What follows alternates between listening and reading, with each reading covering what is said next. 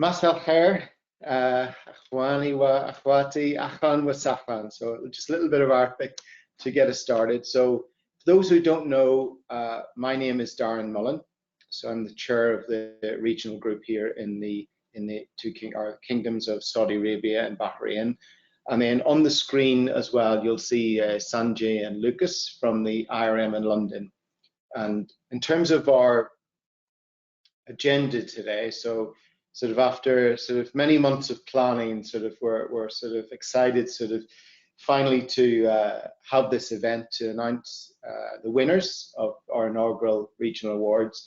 And before we do so, we're going to give Lucas and Sanjay a little bit of time just to run through the IRM and some of the key aspects, in particular qualifications and training. A little bit of housekeeping, as usual for those who've been on here before. Sort of a big thank you, but sort of different type of thank you today. So I think sort of thank yous first of all to the IRM team in London. So Rory in particular, and Juliet, and obviously Sanjay and Lucas for very much helping to coordinate and support this event, but also all of those who put the time or took the time to develop and submit their nominations as well. So a big thank you to everybody. Just a reminder, sort of we are recording this webinar, and then normally it's within 1 to 2 weeks it will be available as a recording on YouTube. So I think you will automatically, if you've registered, you will automatically get sent a link for that. So just for those who've not joined us at one of our webinars before, one of our events, sort of a little bit about who we are and why we're here.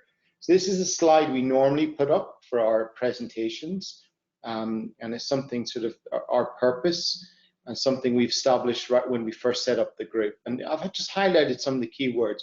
So although we won't have presentations today, it's still very much about raising the awareness of the IRM network opportunity. You get to sort of understand some more or get to know some more people in the risk community here in the kingdoms. And as usual, it's very much about promoting the value of risk management and the expertise of the IRM members. And in terms of today, and I've highlighted sort of particularly through this events webinar, it's about, why are we doing this and why are we having these awards? It's something we tried to do the last year, something we've committed to doing, and ultimately it's about showcasing and widening the network of risk professionals in the region. And that's ultimately what this is about. Whether you win, whether you didn't win, whether you were shortlisted, not shortlisted, that's sort of part of the course of any sort of event like this, but it's very much about, as I said, sort of showcasing risk management in general and the risk professionals in the kingdom in particular. And in terms of, it's a nice opportunity as well. So something we've set out as part of our sort of journey over the last 3 years, something we always thought about. And sort of for those who've been with us for most of that journey, we established this new regional group, IRM regional group, back at the start of 2019. We held 4 physical events. You see a few pictures from our first event back at the start of 2019. Into 2020, COVID happened. We had 1 physical event. I think it was at Al Marai at the start in February, but we kept going. Like a lot of groups and communities of practice around the world, we quickly switched to virtual events, and we've kept that momentum. And something we're quite proud of is that we've maintained those events, regular events for the risk community, both for presenters and for people to take part as well. And then leading up, as I said today, to this inaugural regional IRM risk awards as well. So at this point, I'm going to hand over to Sanjay first, maybe just to say a few words, and then we'll sort of hand over to Lucas, then back to Sanjay over the next sort of 15 to 20 minutes or so. So over to you, Sanjay. Thank you, Darren. Good evening, everyone. Welcome to this webinar. Thanks for joining us today. I'm just going to tell you a little bit about Institute of Risk Management if you're not that aware of us. And I'm going to hand over to my colleague Lucas, who's going to talk a little about the qualifications that we do. So IRM is essentially a professional body, and we've been around for over 35 years, something in the region of that. We currently have about 8,000 members worldwide, and our members come from about 140 countries. We also put about 500 students a year through our qualifications. We run a series of qualifications on various topics, from enterprise risk management through to supply chain and digital risk management. But essentially, as a professional body, it's all about the recognition for the members. It's about knowledge sharing, it's about networking, it's about supporting risk professionals through their careers, whether that be through them attending events like these or doing one of our courses or qualifications. So I'm going to hand over to my colleague Lucas. He's going to go through some of the qualifications that we do and explain a little about the support that students can get while studying any one of our qualifications. So Lucas, over to you. So hi everyone, my name is Lucas. I work for the student support team here at the IRM office in London. And today I'll give you a brief overview of the qualifications we currently have in our portfolio. So the next slide, please. Yeah, I would like to start with our main qualifications. And the reason why they are the main qualifications is because they give you professional certificate grades after you complete them. The first two being the International Certificate in Enterprise Risk Management and the International Certificate in Financial Services Risk Management. And if you complete one or the other, you would then be able to progress to the International Diploma in Risk Management. I'll go through a bit of what each of them entitle in a bit. And then we also have the standalone or specialist qualifications, which are the Digital Risk Management Certificate, Supply Chain, and also the most recent qualification that was incorporated to the IRM portfolio, the Certificate in Operational Risk Management. So for all of our qualifications, this is the support you would get. You would become a student member of the IRM from the moment you enroll. All of our qualifications, they are delivered 100% online, so you would get virtual learning environment. You would also get referencing, so the core textbooks and all the knowledge that is necessary for you to complete the qualification should be there. All qualifications also have a module coach, which can help you get through the studies, but also a discussion forum where you can interact with other students that are taking the course at the same time as you are. And then we also have supportive videos and webinars. And finally, specimen exam questions, which you can practice then after you have done your studies and before you take the examinations. So a bit of the practical aspect of taking an IRM qualification, and starting with the international certificates and the digital risk and the supply chain certificate. The first step you need to take after you've made a decision on which qualification you'd like to pursue is to do the online enrollment. We currently have 2 exam sessions each year. So one of them is in June, and for that you would need to enroll between July and December. So for example, if you are looking at taking examinations in June 2022, you would enroll until the 31st of December this year. If not, we also run a second exam session in December, and the enrollment period for that is between February and May every year. There are no entry requirements for these qualifications, so you can pretty much enroll into them at the early stage of your career, and then you would start studying, which is the second step. The study is, like I mentioned, distance learning, so all the materials are provided online. After the study period, then comes the examinations. For these 3 qualifications, the exams are all online and multiple choice. We are partnered with Pearson VUE, so there are exam centers worldwide, pretty much wherever you are in the world. And after the examinations, the next step is to get your results. And providing that you pass the exams, if you're taking either the International Certificate in Enterprise Risk Management or Financial Services, you would get the first professional membership grade, which is certificate member. You can use the IRM search post-nominals after your name, and that's the first badge of recognition that you would have by taking one of our qualifications. So after that comes the international diploma for those students who are interested in further progressing with their studies. In order to enroll for the diploma, you must have completed the international certificate first or obtaining IRM search status through the exceptions route. At the moment, you can only apply for the diploma by speaking with someone from the student support team. So we would send you then an application form, and then you would study online through the virtual learning environment that I mentioned.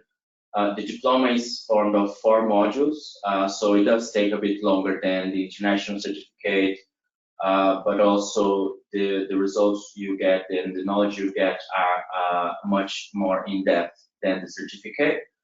The assessment for the diploma is no longer done by exams, but by assignments. So it's a lot of coursework, but also you can pretty much put in practice all the learning you have learned in your professional life straightforward. And after you complete the diploma, the next professional membership grade you get is grad IRM. Okay, next slide, please. Finally, the certificate in operational risk management. This is slightly different. As I said, this qualification was recently incorporated to our portfolio, and you can enroll for this certificate at any time. It takes 1 year to complete, and the first 3 months after you enroll are considered the study window, where you are just required to go through the course materials online. And after that, you have a 9 months window to sit your examinations. You get the results for quorum 24 hours after you have taken your exam. And providing that you pass it, you can use the post-nominal CIOR after your name. This qualification also doesn't have any entry requirements for it. And it's the first qualification that is off-qual regulated. So it's a place at level 4 in the UK and at the equivalent in other international frameworks. Okay, so here we have a brief overview of the IRM membership grades and where you would be placed at depending on which qualifications you have taken. The first step being the IRM training, which Sanjay will cover in a bit. Next up is the IRM specialist certificate, so digital risk, supply chain, and operational risk. Those qualifications take roughly 1 year to be completed. After that, there is IRM search, so it's the certificate membership. As I said, it's first professional membership grade you would get at the IRM. Moving on to when you complete the diploma, and that would take up to 3 to 5 years, and the membership grade for that is grad IRM. And then moving on to the certified status of membership, which is the real badge of recognition where you demonstrate to your peers, to the industry, and to everyone that you are really committed to professional development. You then have certified membership, being a grad IRM and having 3 years of senior experience. And after that, certified fellow, which is the same criteria, but 8 years of senior experience. If you'd like more information on the syllabus of the IRM qualifications, on the examinations, or just a bit more about each of the qualifications, there's a page dedicated to the Middle East region. I'm sure the slides will be circulated afterwards, so you can click on the link there to get more information about them.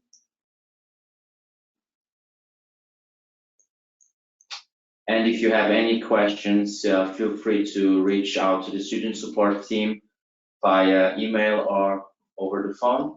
So if anyone has any questions. That's great. Thanks, Lucas. Really useful. So you've got the chat facility in there. So or you've got the email address there as well. So, or if you have any problems getting hold of Lucas, even if you just contact me on LinkedIn, I can sort of join you together. So excellent. So next we've got Sanjay. Over to you. Thanks, Darren.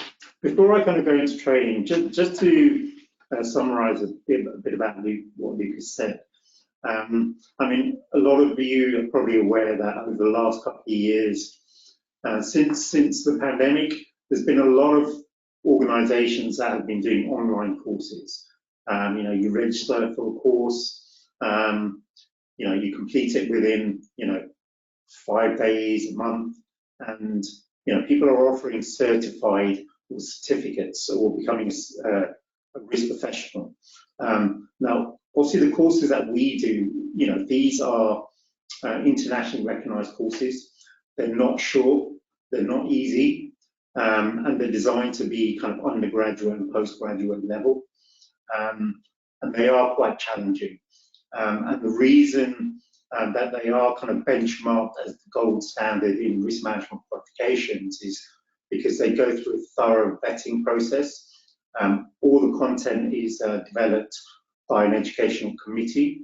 And because we are a professional body, we have to adhere to certain standards in terms of the qualifications. And we are currently going through a process of getting our diploma and international certificate Ofqual registered. So the core course is Ofqual registered at level 4, and the international certificate will hopefully be registered at level 5, which is equivalent to second year of undergraduate degree, and the diploma will be recognised at level 7, which is a master's level or postgraduate level. So do bear in mind that qualifications are recognised by industry internationally. And if you look at our kind of student base, a lot of the organisations that they work in are international organisations, and you know they're spread over 140 countries, our students. So it is a very thorough qualification, and it is there to promote and help your career to the next level, really. I think that's something I would like to kind of stress. It's not an easy, you know, finish in a few days and get a certificate saying that you're a risk professional. It is a comprehensive qualification. Okay, so just going on from that, just to introduce myself, actually, I'm the Director of Training and Business Development for the Institute of Risk Management. I work across the Institute, you know, both in terms of the training side and various corporate opportunities that we have. But I'm going to focus a little bit about the training side of IRM and some of the other services that we offer. So, Darren, if you can move on to the next slide. So, generally speaking, the IRM has a portfolio of public courses. Probably our flagship course is the Fundamentals of Risk Management, which we run, you know, many times over the year and in a variety of different countries. But we have, you know, another 20 courses within our portfolio. And now, obviously, because of the pandemic, you know, we're not delivering all of those courses because we've had to move to a virtual training environment.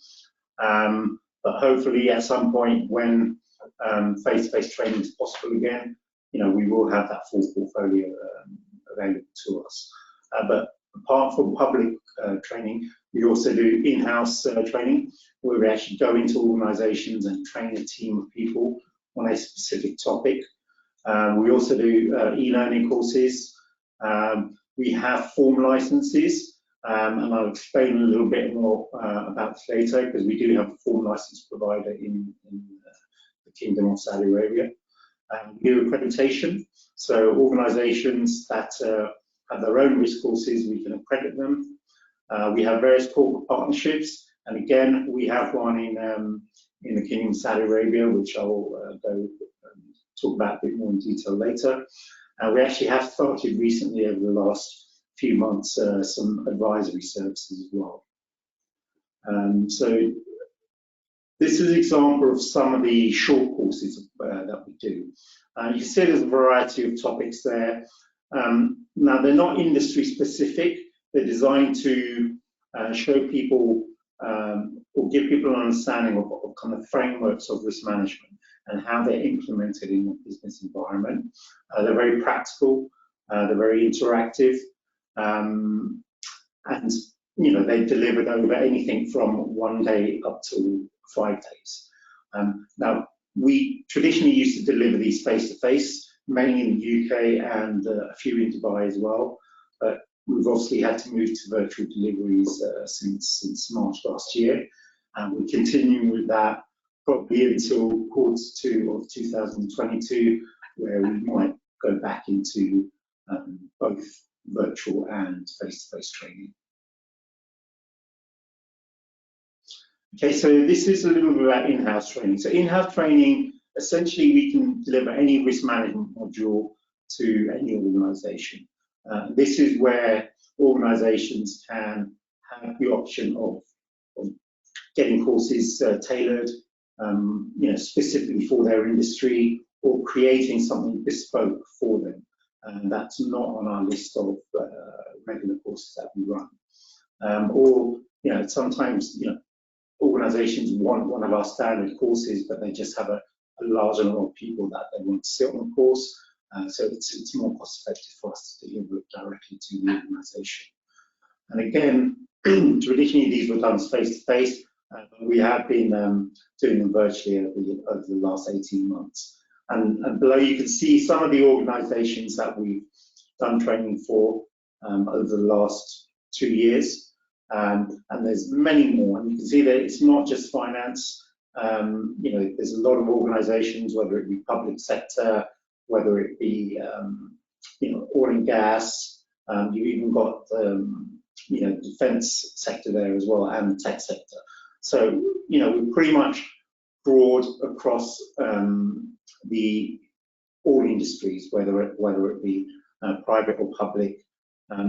Anything where risk management, is a relevant field, which is pretty much every organisation really. So organisations that do want something specific, they will come to us and we can create a program for them.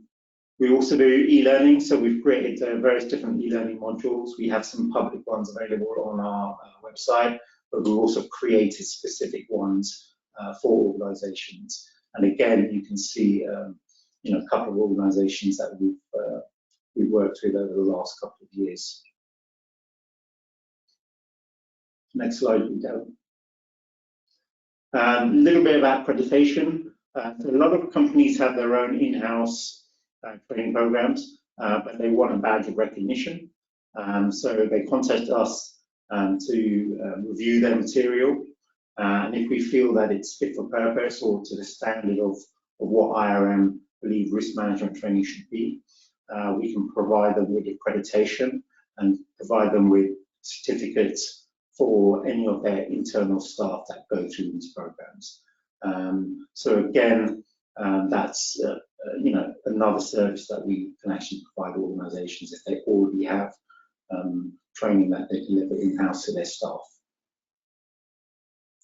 Next slide. We've starting to do quite a few corporate partnerships because we're getting a lot of inquiries from overseas individuals, and we're finding it's easier to do it through a partnership rather than trying to manage it all through the London head office. So these are few countries there that we have partnership at the moment. So India is probably our largest partnership. We have one in Lebanon, which also covers Qatar as well, and the UAE. And then we've also got one in Saudi, which I will go through a bit later. So a little bit about a new service that we're providing. We've had a lot of requests from organisations that we provide training to do a few kind of add-on services, which fall under the space for advisory services, but they're very specific to what IRM does in helping organisations build risk maturity. So they're not typical services that like one of the big four would provide, but it's more about helping organisations kind of develop their risk management practices. So risk maturity assessments, looking at policies and risk management statements and frameworks, and helping organisations develop those. We will be probably doing more of the advisory services over the next year as we start to grow that side of the business. Next slide, please. So this just a little bit of information about some of the partnerships we have in the Kingdom of Saudi Arabia. So we have a strategic partner who basically is a reseller of our qualifications. So all the qualifications that Lucas spoke about earlier, they are made available through Organizational Risks, Institute of Risk and Resilience it's called. Essentially, they provide the same qualification that we do, but essentially it's just the whole admin and the application is done through RIS. So it means that any locals can pay in riyals or local currency, and potentially get funding through their organisations because it's being run through a local institute. So there's some the website details and some contact details there if you want more information. And we also have a licensed provider, UBT Executive Education, who run our Fundamentals of Risk Management course. So if you're interested in doing the form course, please go to the UBT website, and I'll put the web details there as well as a contact email address. That's it for me. And again, if there's any questions, feel free to email us at training@theirm.org. And Darren, I'll hand back to you. Yeah, that's great. Thank you, Sanjay. So moving on then. So let's get on to the next slides. So here we are. So we're on to the actual winners now of the awards, and this is a bit I think everybody's been waiting for. Just a reminder. So there were 3 categories: risk management implementation, public sector; risk management implementation, private sector. Then there was the risk professional. But we, as a group, sort of when we were going through the various nominations, created a 4th award. And I won't say what it is, but we will come on to it a little bit later. One of the things, and this is what IRM have been amazing. So after we announced the winners this evening. So a couple of things. One, and I will be in touch with them offline. So we've got a sort of trophy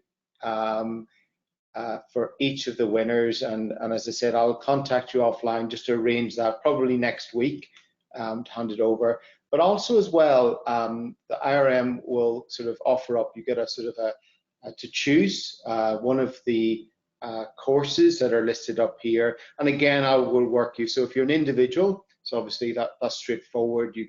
We'll make the arrangements where you can pick whichever one in the registration.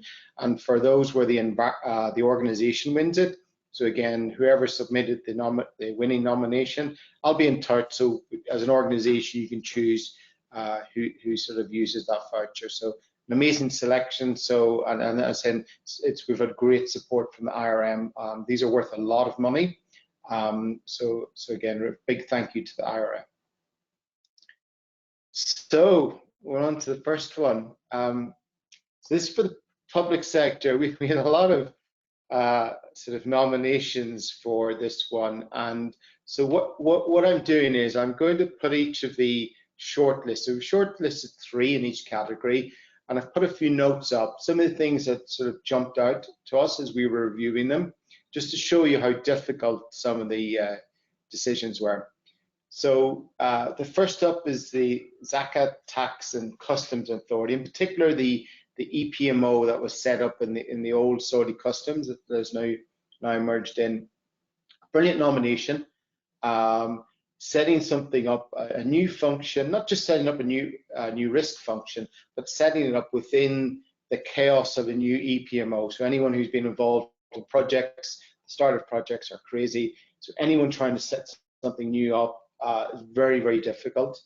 What made it worse was that there were a number of legacy projects, so the wheels were spinning and had to sort of be knitted into it. It was also the first entity to achieve compliance against the risk management section. I think it's chapter 13 of the Mashruq White Book, which is quite important as well. And within that, a big emphasis, something that we like to see, which is one of the reasons it was shortlisted, a big emphasis on training. Particular quantitative risk analysis, whether it was schedule or cost, and a bigger push on culture as well. So some of the things that stood out on that nomination. The next one is MUMRA. Again, very similar. It was the EPMO that was being set up in MUMRA, and again, a lot of the same theme. You know, setting something up, focusing on establishing things, the frameworks, the processes, and training. And then you can see from the numbers down there, much larger organization, many more projects were involved, and the training, you know, not just the number of people, but the geographical spread and all the logistics behind that. So it's 17 sort of regions across the kingdom. And then thirdly, the third organization which we shortlisted was the General Authority for ACAF. I probably did not pronounce that properly, so apologies. Again, themes. I know that in the last sort of year or so, they've gone through again, sort of starting from very little, and it's sort of foundation upwards. And as we all know, it's a lot of hard work. The governance, the frameworks, the templates, the reporting, and very much again focusing on maturity and measuring themselves and demonstrating that things are getting better, and now moving into automation, so and embedding it as well. So you'll see themes, some themes that setting things up. That's what stands out across these as well. Focus on you see like culture, maturity, training as well. So very difficult choice, but we did have to choose one, and the winner is, I have no drum roll, we chose MUMRA. So well done to MUMRA. But 3 very, very strong nominations. So if you're out there and if you didn't make the shortlist, apologies. And if you are out there and you didn't nominate yourself for this award, think about it for next year. And you can sort of see now from these nominations some of the things that sort of shine through on the nomination. So well done to MUMRA. So next up, risk management implementation, private sector. So again, a lot of nominations, and we've shortlisted 3 again. So first up is Al-Khafji Joint Operations. This is a joint venture between the Kuwait Gulf Oil Company and Aramco Gulf Operations. And one of the things that stood out is it sort of shut down. There was like a hibernation period for the organization, and then it was restarting. And there was a small team given the task of just a complete review across, you can see 22 different departments. During the period, COVID happens. And I think like a lot of risk teams in the region, sort of people weren't sure what to do with business continuity. So let's give it to the risk team. So not only was their job hard enough going across all the departments, they were given business continuity as well. And despite all the chaos of COVID and the extra scope, they delivered. Not just the joint operations, first of all, risk review in a number of years, but also contributing to the business in terms of crisis management plan as well. So a couple of things that we pulled out. So excellent nomination. Next up, we've got Abdul Latif Jameel organization. Again, another very strong nomination. We were reading through it. Some of the things that sort of struck us around this, there was a clear objective. It was about improving maturity, so there was clear focus what they were trying to do. Again, diversity. You can see 20 different business units, very broad range as well of business units. Another key thing is again, we tool about measurement. So there's risk maturity tool, KPIs to track progress. Very important for our stakeholders is, are we getting a benefit or a value out of risk management? And something very strong as well was around, that came across in the nomination, was integration, trying to integrate into the rest of the business. Strategic aspects of the business planning, even being very brave and trying to integrate into the bonus and performance management systems as well. So again, very innovative, excellent nomination. And then the third one nomination we pulled out was the Red Sea Development Company. Again, you see a theme here. They were setting up a new function, new department, again in the middle of COVID, which and again a bit like Al-Kaf Joint Operations, sort of trying to take on that scope of business continuity as well, and setting up not just managing as a new organization the risks at the corporate level, but across COVID and down into projects as well.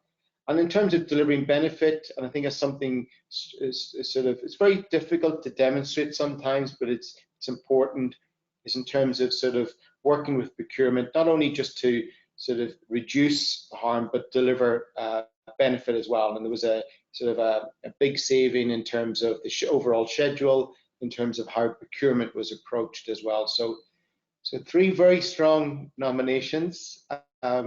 Again, we have to pick a winner. For this particular one, the winner is Red Sea Development Company. So well done. But again, so you can see three very strong nominations. And again, for those who weren't shortlists, sort of keep going next year. And those as well who did not submit a nomination, you can see the sorts of things that stand out, make a strong nomination as well. So that's how. So well done to Red Sea Development Company. So next up, we're down to individuals now. Something is quite important is the three nominations you see here, they did not nominate themselves. And that was something quite powerful. And there's something to think about is they were nominated by their peers in the wider risk community. So when you see these names, just bear that in mind. So again, no particular order. So first up, we've got Michael McCann. So for those who don't know Michael, amazing CV, amazing sort of career as a risk professional. But within the kingdom, the region, sort of, Michael's had a number of roles. He worked on the Metro project, the FAST consortium, and more recently as project risk director at Qiddiya. Again, setting things up. He's been in there trying to set things up on a sort of very complex and large project, and also giving something back as well. So Michael, I think it was our last physical event, so he got in before COVID, or one of our last ones as a speaker. That's something as well, it's giving something back in terms of the region, sort of transfer some of his knowledge and experience as well. Number two is we've got Philip McNaught. Again, very strong risk career over the years, and again within the kingdom recently, both at Duraid Gate Development Authority, again sort of helping to sort of use risk management to add value again across a broad range of projects, and the maturity around QRA, as I said, whether schedule or cost, and reporting, bringing in Tableau reporting, and then more recently as the GRC Project Risk Director at Amala. So And again, for Philip, again, he's given something back to the community here in the Kingdom as a guest speaker as well. So that's the second nomination. And then thirdly, we've got Darshan from Protivity. So again, strong sort of risk career. And we've picked out, and these sort of, we've tried to summarize in sort of maybe 100 words or so, some of the things that jumped out. But you'll see even with Darshan, his contribution back into the region. And particularly, there was the IRM survey, I think it was last year, it was quite a big thing, something that we showcased in one of our previous events, and also across the Kingdom, just helping that sort of roll out and develop risk management and ERM across a number of agencies and organizations here in the Kingdom. So just remember, all three, they did not nominate themselves, they were nominated by their peers. This was very difficult because that's a person we're talking about for us to choose a winner, but we did, and the winner is Michael. Well done, Michael. He probably doesn't need one of the training vouchers, but he's got one anyway. So so there were the three categories that we announced, and there was a fourth one, and as you see, it was young risk professional. So in particular, as we were going through the nominations for the risk professional, there was a particular nomination that stood out for us. And as a result of that, we've created a special, this category. And this category now will be enduring. So it's something that struck out to us that there's a gap, something we missed. So this now will be, so when we run these events or the awards next year, this will be the fourth category. So I'm going to sort of break it in gently. So without naming the individual, and those who may know this individual may recognize. So in their relatively short career, they're at the start of their journey. As you saw previously, some others are sort of well into their risk careers. So this individual, as you can see, their contribution in the kingdoms, in the region in terms of risk management, a lot of excellent work. Again, it's about training, developing frameworks, also as well, sort of using their network to facilitate opportunities for Saudis in risk management, and then recently joined the Red Sea development team. So this nomination really stood out to us. So for those who don't know the individual, the winner of this award is Najla. So well done to Najla. So particularly your nomination stood out, and we've created this award especially for that. And your legacy will be now, this will be an enduring award going forward. Cool. So well done to the four winners. I'll be in touch with you offline to organize this sort of logistics of the training voucher and your trophy as well. So just a few things to sort of wrap up. So I think it's sort of, I started off looking back over our last 3 years. So a big thank you sort of to all those people who've supported us over the 3 years, both the IRM and all those who've presented, the committee members, and all who've joined our webinars as well. We always say it's the people who join the webinars are as much of support as those who present. Also, a big thank you to Lucas and Sanjay today, and in particular for supporting us with the vouchers for the winners.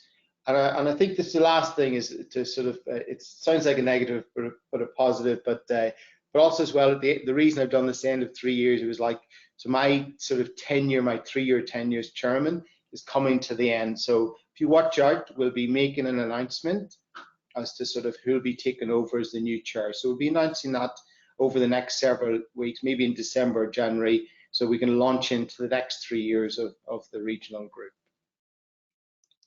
So that's it. So big thank you to everybody. And I'll be in touch with the winners. Thanks to all those who submitted the nominations. Please do try again next year if you weren't successful. And that's it. Everybody have a great evening. Thank you. Darren, before you switch off, is there any questions come in? I don't know if you want to. Let me just check actually. Nothing. Few people said they will contact you offline. So, and a few notes for people just saying thank you to all the winners as well. Excellent. Cool. Thanks, everybody. Thank you. Thank you. Thank you.